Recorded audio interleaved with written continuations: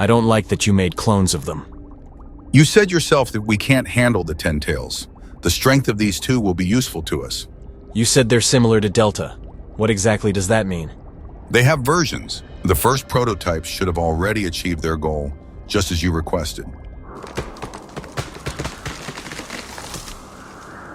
Who are they? Are these weaklings the dangerous enemies who are the reason we were sent here? Don't underestimate them, Kagara. I feel the power of the tree in them. Amado said that he created cyborgs who were stronger than Jigen. However, they had to be destroyed. Only Kashin Koji remained, as he was not seen as a threat. But who could these cyborgs have been? I think I already hinted at this in the animation. Also, we will discuss why Amado is the most dangerous person in Boruto and how he could be the main villain. Enjoy watching.